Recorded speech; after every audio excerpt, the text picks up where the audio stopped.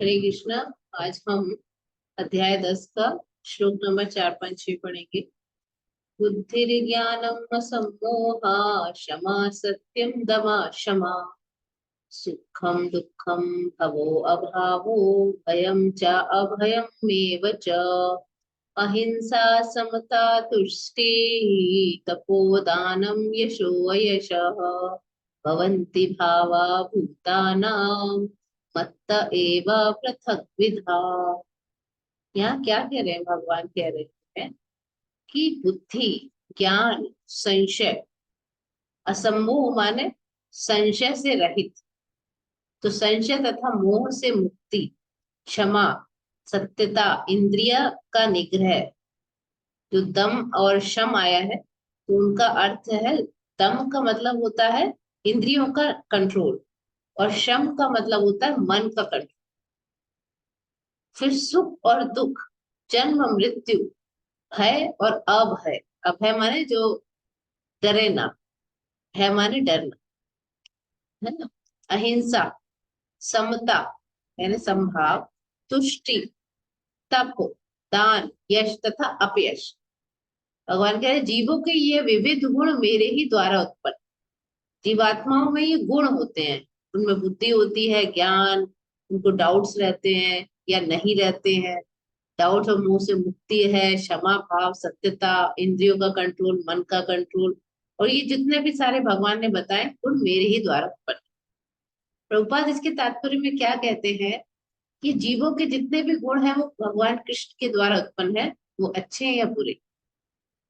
अब उसका वर्णन क्या है? पहला है बुद्धि। बुद्धि का मतलब होता है क्या सही है क्या गलत, क्या दूध है क्या पानी, नीर और शीर का विवेक करने वाली बुद्धि। तो जिस बुद्धि का मतलब वो ये बताती है कि ये चीज सही है ये गलत, डिस्क्रिमिनेट कर। और ज्ञान, भगवान ने बोला ज्ञान। तो ज्ञान का क्या अर्थ? अगर किसी साधारण आदमी से ज्ञान का क्या अर्थ है, what is you call knowledge, तो कहेगा नॉलेज, तो वो लोग जो है संसार की नॉलेज बताएंगे। तो प्रभुपाद यहाँ कह रहे हैं कि ज्ञान का अर्थ है आत्मा और पदार्थ दोनों को जान लेना। आत्मा माने स्पिरिचुअल चीज, आत्मा को भी समझना और ये संसार की जो भौतिक चीजें हैं उनको भी समझना, दोनों को ही नॉलेज कहते हैं।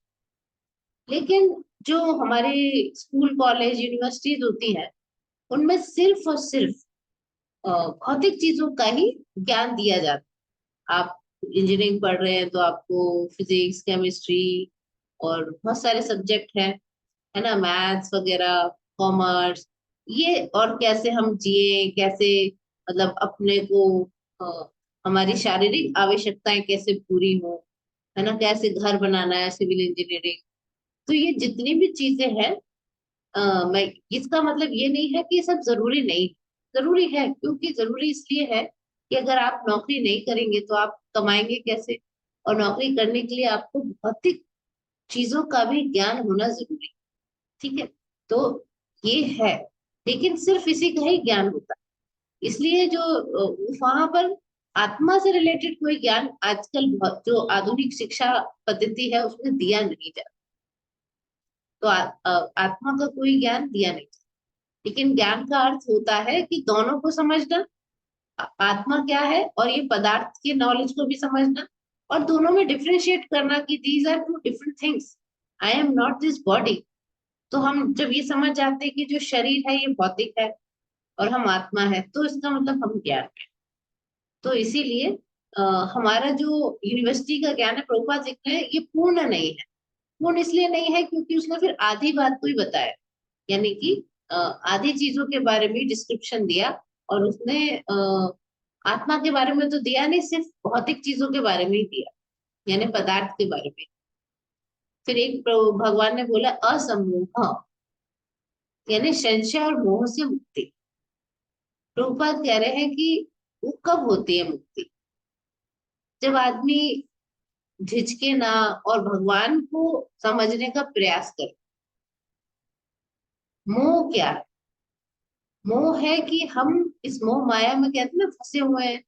हम इन संसार को और इस शरीर को और इस शरीर से संबंधित हर चीज को अपना समझते हैं। इसी को मोह और डाउट, संशय कहते हैं। तो इससे मुक्ति कैसे मिलेगी? इससे मुक्ति ऐसे मिलेगी कि हम जो है भगवान से रिलेटेड ज्ञान को क्या करना चाहिए, हमें समझने का प्रयास। प्रभुपाद कह रहे हैं, हर चीज को बहुत सावधानी से ग्रहण करना चाहिए, आंख बंद करके कुछ भी स्वीकार नहीं करना चाहिए। आप समझिए हर चीज को, फिर स्वीकार। तो ऐसे धीरे धीरे मोह से मुक्त हो जाए। फिर है क्षमा। तो बात कह रहे हैं कि हर किसी को क्षमा का अभ्यास करना चाहिए, और मनुष्य को सहिष्णु होना चाहिए, और दूसरे के छोटे मोटे अपराधों को माफ कर देना चाहिए। हर बात का बतंगड़, छोटी छोटी बातों का नहीं बना। और सहिष्णु का मतलब होता है सहनशील होना चाहिए। फिर आया सत्य। अब सत्य का मतलब क्या है?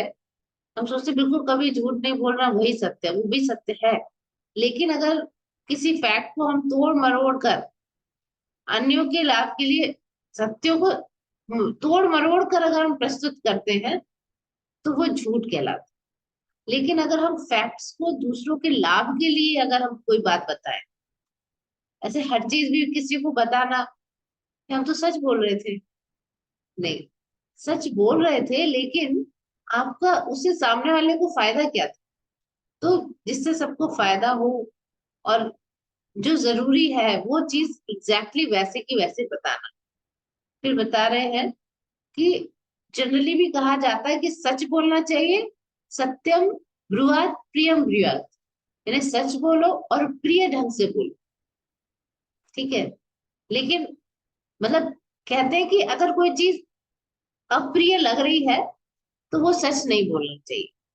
ऐसे कहते हैं ना कि अरे उसको अच्छा नहीं लगेगा, इसलिए छुपा लो इस बात को, झूठ बोल, है ना। तो ये तो एक अलग चीज हो गई कि हम कोई भी बात करें, सच बोल रहे हैं तो उसे प्रिय ढंग से बोले।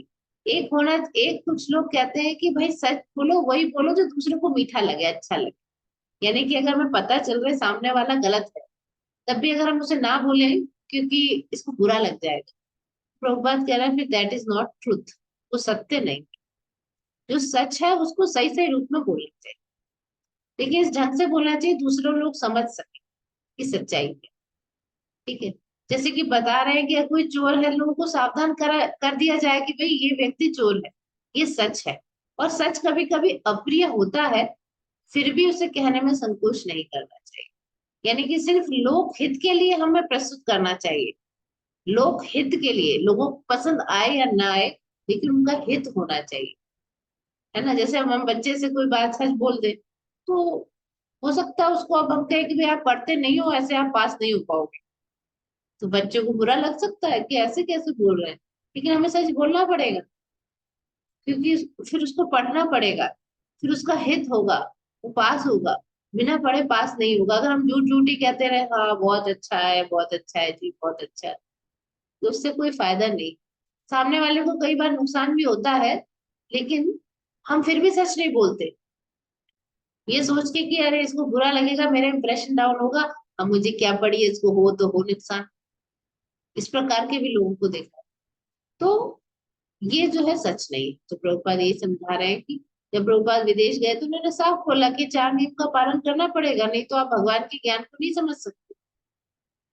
है ना। सिगरेट शराब नहीं करना, पीना, कोई नशा नहीं करना, किसी प्रकार का नॉन वेज नहीं खाना, अवैध स्त्री पुरुष संग नहीं करना, किसी प्रकार का जुआ नहीं खेलना।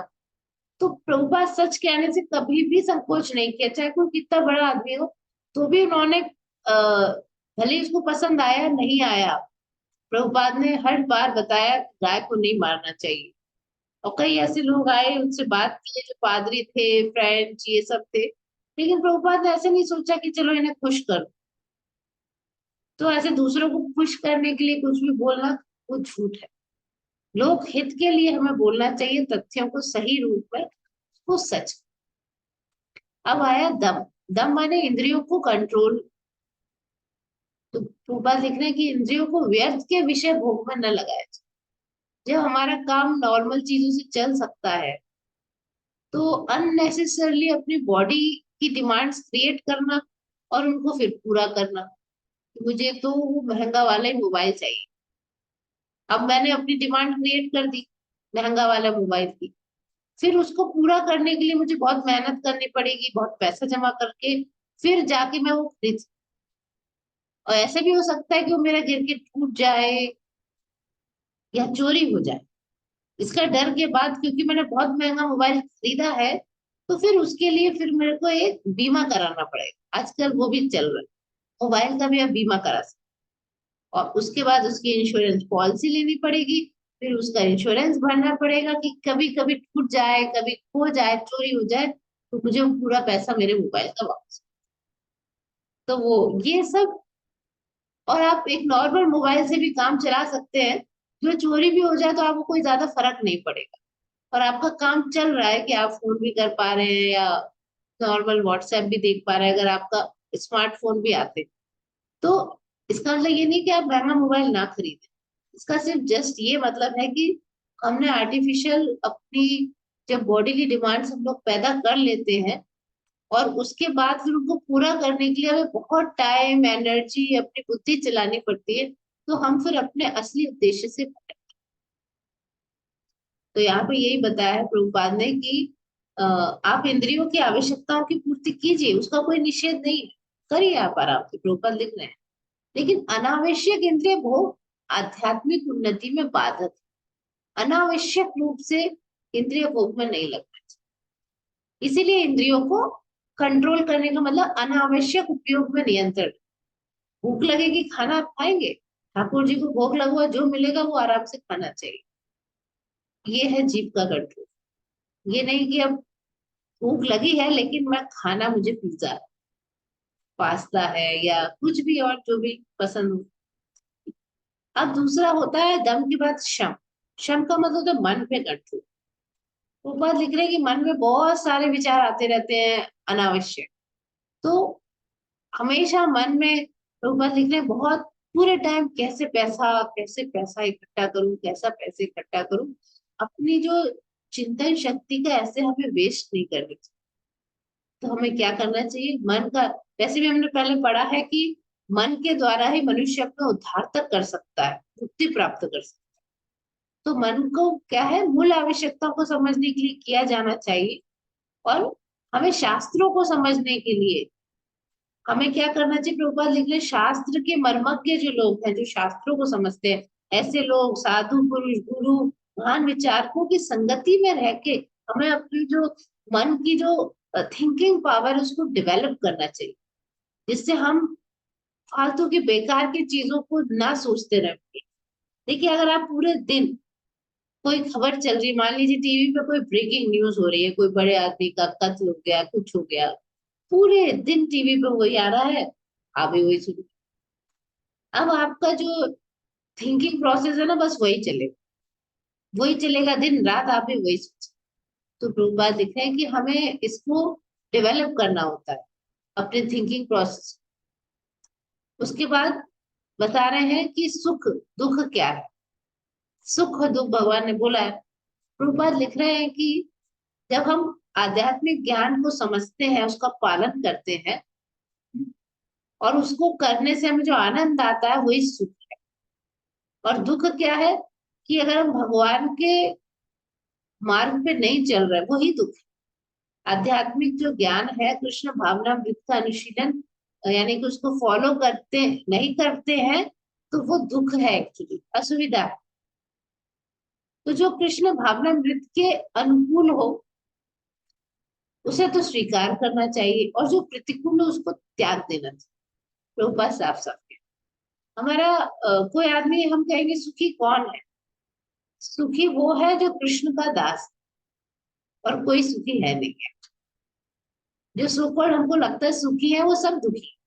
अगर हम ये दे सोचते हैं कि देखो फेसबुक पे हमेशा हंसती हुई फैमिली कितनी फोटो डाल रही है, लेकिन ये भी नहीं पता है कि वो पीछे से लड़ भी रहे होंगे। तो ये जो सामने दिखाई देता है, जरूरी नहीं है कि वही पूरी पिक्चर वही है ना।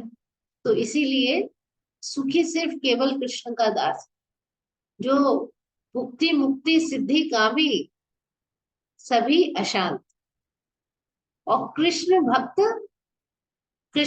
क्या होता है? शांत होता है। क्यों? कृष्ण भक्त का कोई इच्छा नहीं होती, अतः वो शांत।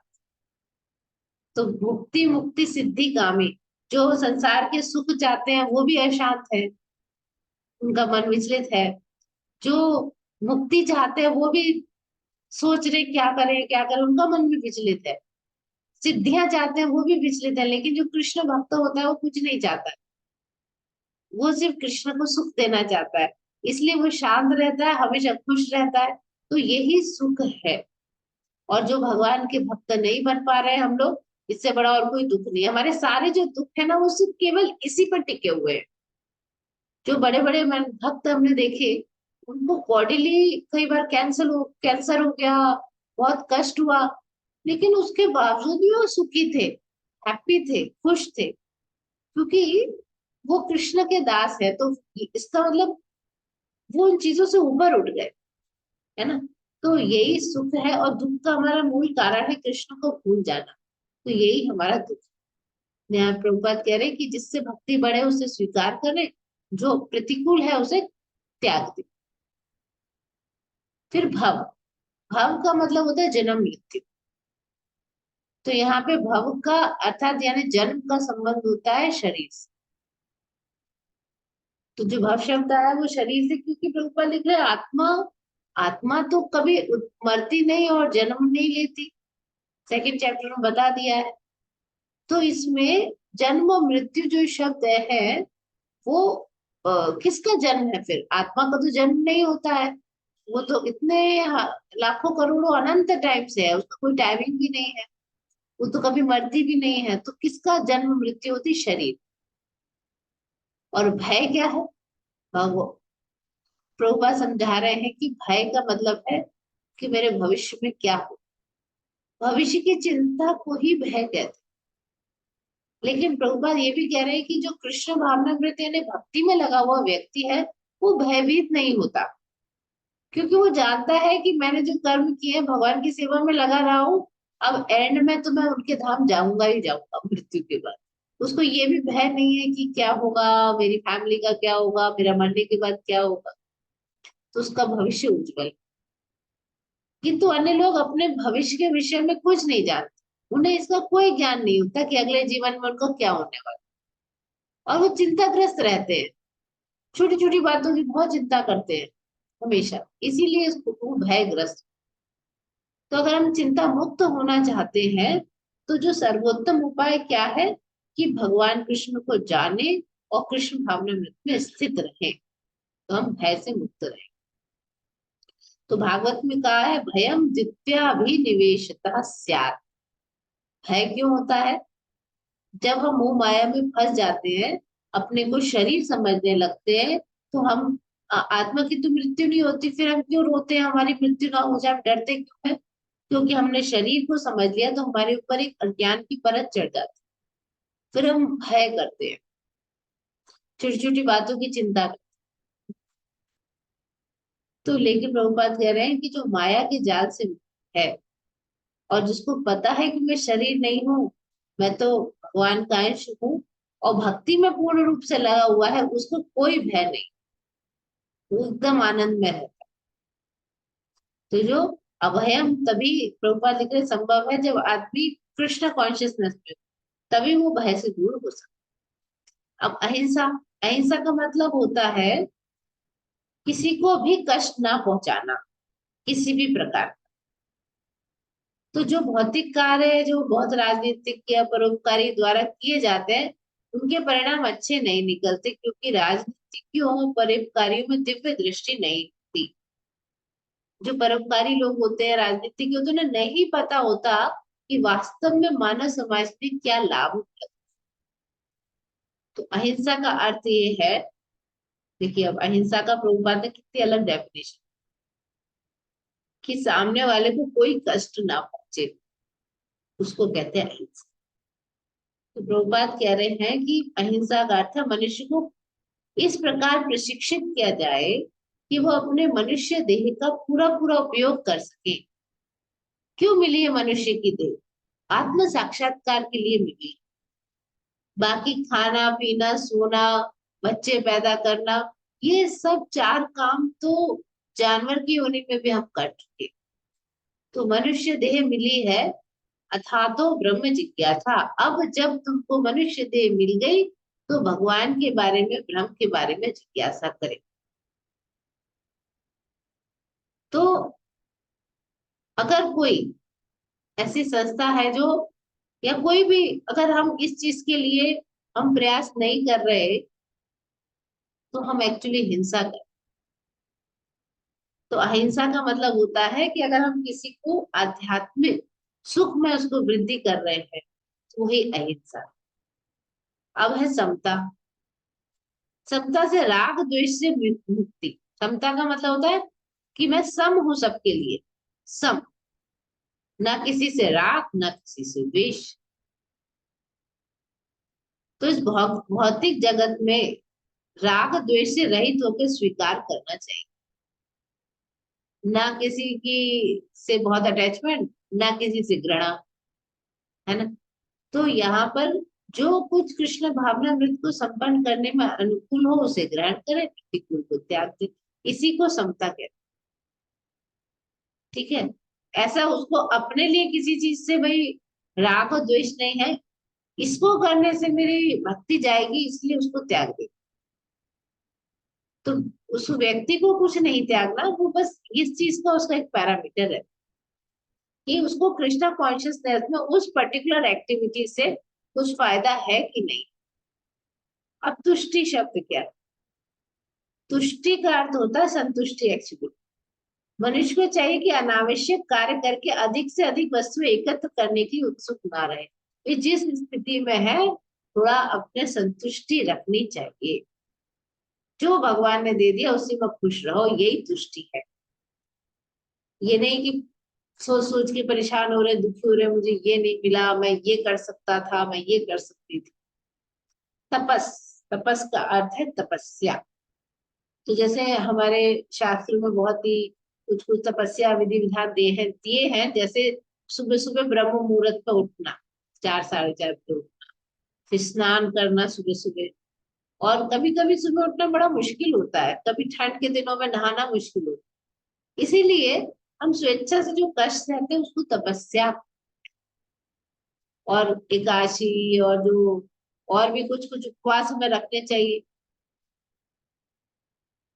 तो प्रभुपाद लिख रहे हैं कि हो सकता है कि आपकी बिल्कुल मन ना हो इनको उपवासों को रखने के लिए, लेकिन आप इसलिए फिर भी रखते हैं ताकि आप अपनी भक्ति में आगे बढ़े। लेकिन प्रभुपाद कह रहे हैं व्यर्थ की तपस्या या व्यर्थ के उपवास नहीं करनी चाहिए। यानी जिनका आदेश वेदों में नहीं दिया गया उनको उपवास नहीं करना चाहिए। यानी कोई भी राजनीतिक उद्देश्य से जो भूख हड़ताल में बैठ जाते हैं ना, उसको तामसी उपवास कहते हैं, भगवत गीता में लिखा हुआ। तो जो तमोगुण रजोगुण में उपवास करता है उससे आपको आध्यात्मिक उन्नति नहीं। जो सतुगुण में रह के करता है वही ऊपर उठता है। अब है दान। नेक्स्ट, मनुष्य को चाहिए कि दान, ऊपर लिख रहे आय, अपनी आय का 50% किसी शुभ कार्य में। अगर आप 50% नहीं दे सकते हो तो आपको अपने सारे खर्चे निकलने के बाद और आपकी सेविंग के बाद आपके पास जो बचता है उसका एटलीस्ट 50% देना चाहिए। सारे खर्चे करने के बाद, अपनी सेविंग्स करने के बाद फिर। ठीक।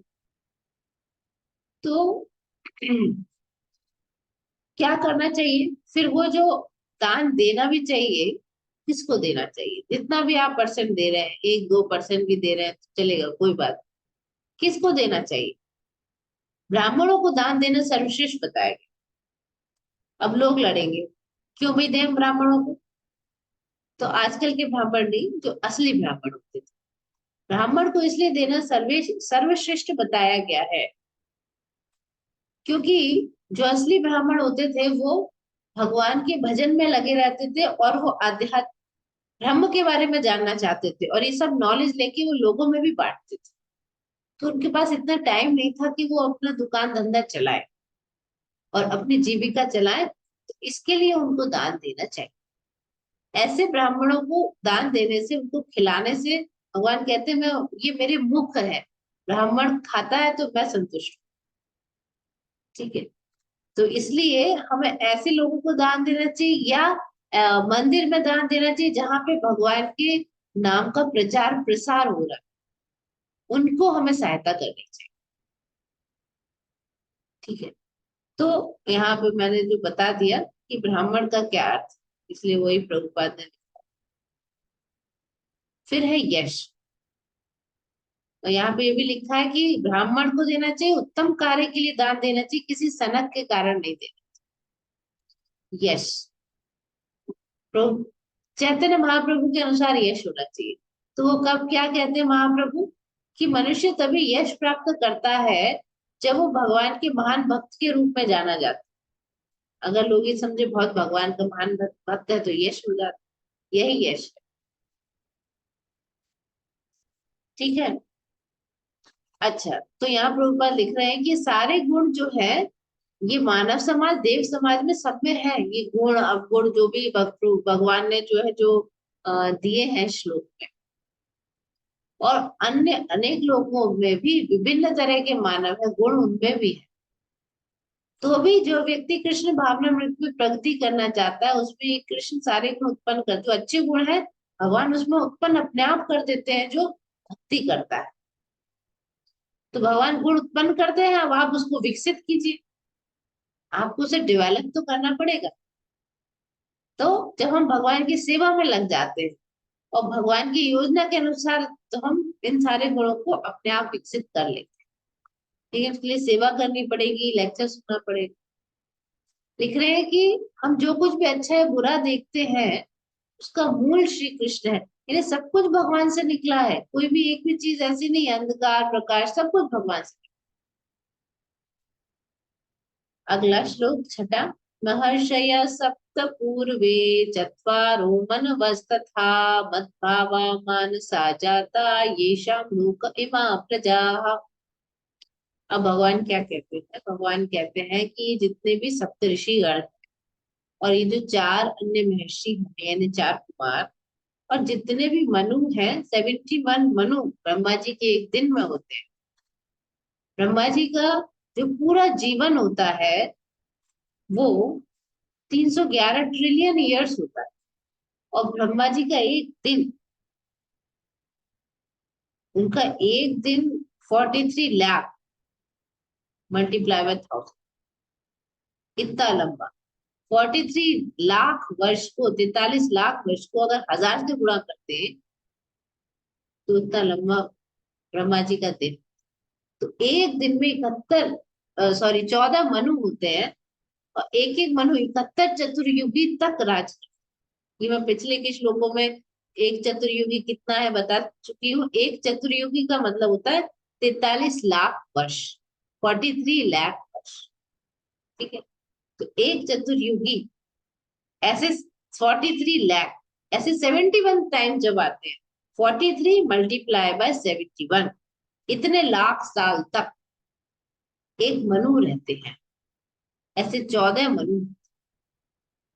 ठीक है, तो भगवान कह रहे हैं सब कुछ मेरे मन से उत्पन्न है, और उसके बाद सारे प्रजा उनसे निकलती है। तो यहाँ पर भगवान ब्रह्मांड की प्रजा का वर्णन करते हैं, क्या कहते हैं कि ब्रह्मा आदि जीव तो उनसे उत्पन्न हुए, इसलिए उन्हें हिरण्य गर्भ कहा जाता है। फिर ब्रह्मा जी से 7 महर्षि हुए, 7 जो मेन सेजेस है ना, सप्तऋषि मंडल में तारागण में दिखाई देता है। और फिर 4 कुमार, 4 महर्षि हुए। 4 महर्षि कौन थे, सनक सनंदन सनत सनातन कुमार, ये 4 मनु, 4 महर्षि हुए और सारे मनु प्रकट हुए। तो कितने हो गए, मनु हो गए 14, फिर 4 19, फिर 7। ठीक है, तो इस प्रकार से बोल रहे हैं कि 25। ठीक है, तो 25 महान ऋषि ब्रह्मांड के जीवों के धर्म दर्शक कहे गए। फिर लिख रहे हैं असंख्य ब्रह्मांड है, और हर ब्रह्मांड में असंख्य असंख्य लोग हैं, इसमें नाना प्रकार की योनियां निवास करती हैं।